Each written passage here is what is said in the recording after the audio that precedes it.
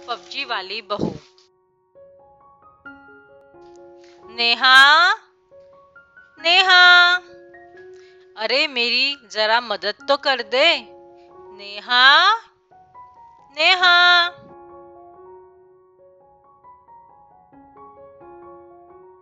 ये सब आपकी ही गलती है। अरे अब मैंने क्या किया? ये सब आपकी ही कारस्तानी है। ना ही नेहा को वो नया बड़ा मोबाइल ला के देते, ना ही वो ऐसी रहती। अरे अब फर्स्ट क्लास में पास हुई है तो कुछ तो देना तो बनता ही है। हाँ हाँ हाँ हाँ, फर्स्ट क्लास में पास हुई है। शादी करके जाएगी तो ससुराल वालों को क्या डिग्री खिलाएगी? ना वो उस मोबाइल को छोड़कर घर का काम सीखती है और ना ही वो मेरी बात मानती है। जब ससुराल वाले ताना मारेंगे तो मुझे ना बोलना। मेरी बेटी शादी करके ससुराल जाएगी ही नहीं। तुम्हें उसे जिंदगी भर अपने हाथ का खाना खिलाना पड़ेगा। हाँ हाँ हाँ, बड़े आए। दिन भर ये लड़की मोबाइल पर लगी रहती है, न जाने क्या खेलती रहती है। अरे उसे पबजी कहते हैं। हाँ हाँ वही, पता नहीं क्या होगा इस लड़की का। इस दिन को कुछ ही महीने बीते थे और आज नेहा को देखने राजीव और उसकी माँ नेहा के घर आते हैं। है तो बड़ी सुंदर, कितनी पढ़ी लिखी है। मेरी बेटी ग्रेजुएट है, वो भी फर्स्ट क्लास में। अरे वाह, मैं राजीव के लिए पढ़ी लिखी ही लड़की ढूंढ रही थी। राजीव, क्या तुम्हें नेहा पसंद है? राजीव ने शर्मा कर हाँ बोला और उन दोनों की शादी पक्की हुई। नेहा हमेशा पबजी खेला करती थी, दिन में, सुबह, शाम, हर वक्त। अरे नालायक, कुछ काम सीख ले। ससुराल वाले ताना मारेंगे ना तब समझोगी। नेहा अपनी माँ की बात पर बिल्कुल ध्यान नहीं देती। कुछ महीनों बाद राजीव और नेहा की शादी हो गई। दोनों परिवार वाले बहुत खुश थे। नेहा की सास किचन में नाश्ता बनाने लगी। सारा नाश्ता तैयार हो गया। कमाल है, नेहा अब तक नहीं आई। चलकर देखती हूँ। नेहा की सास जब उसके कमरे में गई तो नेहा अपने फोन में पबजी खेल रही थी। मैं कब से आवाज दे रही हूँ और तुम यहाँ गेम खेल रही हो?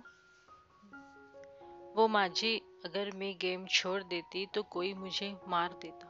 एक मिनट माँ जी, बस एक मिनट। ठीक है, नाश्ता तैयार है, नाश्ता करने आ जाओ।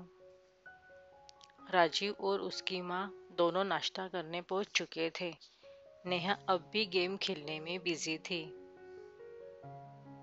कब से इस लड़की को आवाज दे रही हूँ लेकिन ये गेम छोड़ती ही नहीं।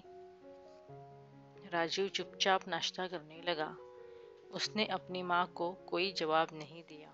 नाश्ता खत्म करके बरखा घर का सारा काम करने लगी। फिर उसने दोपहर का खाना बनाया। बरखा घड़ी की ओर देखने लगी। अजीब है, ये लड़की अभी तक नहीं आई। बरखा खाना बनाने में व्यस्त हो गई। सारा खाना बनाने के बाद राजीव, बेटा राजीव, बहू, बहू।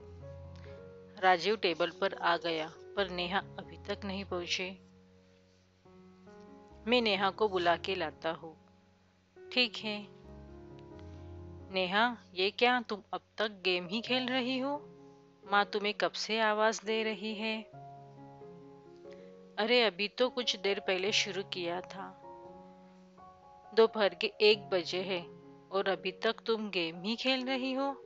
वाह, 1 बज गए हैं। वही तो बोलूं, मुझे इतनी भूख क्यों लग रही है? कब से तुम्हें आवाज दे रही हो? सॉरी मम्मी जी, वो मैं गेम खेल रही थी। ठीक है, गेम से पेट नहीं भरता। सुबह नाश्ता भी नहीं किया तुमने। फिर तीनों ने साथ में खाना खा लिया। तुम अब वापस गेम खेलने मत लग जाना। तुम्हें देखने मेरे रिश्तेदार आ रहे हैं। नेहा अपने रूम में चली गई। नेहा ने वापस अपना गेम चालू कर दिया। कुछ देर बाद बरखा उसके कमरे में आई।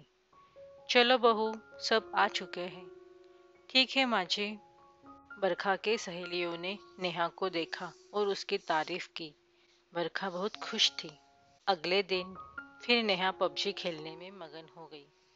बहू, बहू, बहू, बहू, बहू, बहू। बरखा इतनी आवाजें लगाया करती थी पर नेहा उसकी एक न सुनती।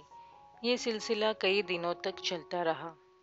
राजीव में इसकी गेम की आदत से तंग आ चुकी हूँ।